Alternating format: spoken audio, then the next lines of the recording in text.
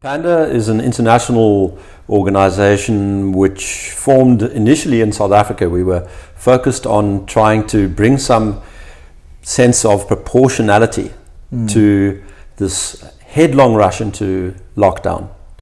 We could see the emergence of an enormous hysteria around this whole virus, a complete disconnect from the facts as they presented from the early data that emerged, in particular from the Diamond Princess cruise ship, but also from the early epidemic in Southern Europe. You could just see that what the policy response was and the media reaction was very, very disconnected from reality.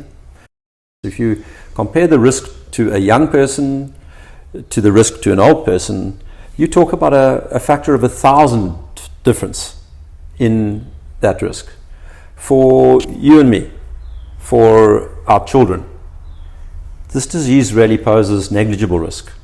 And so there should be no fear of the prospect of death upon infection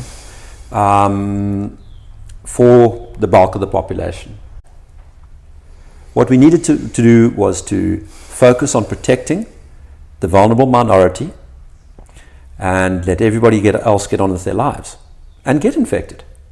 You know, that would be the way in which we'd normally progress to the ultimate inevitable endpoint of herd immunity, is by letting people who are fundamentally not at risk carry the brunt of the infection wave.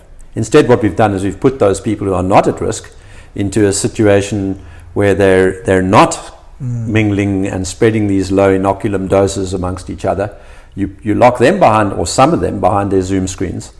And what that does is it effectively transfers the disease burden from the young and healthy who are not at risk to the old and vulnerable who are at risk. So it's actually done the opposite. And I think that's why the data repeatedly shows that lockdowns have not resulted in the saving of lives.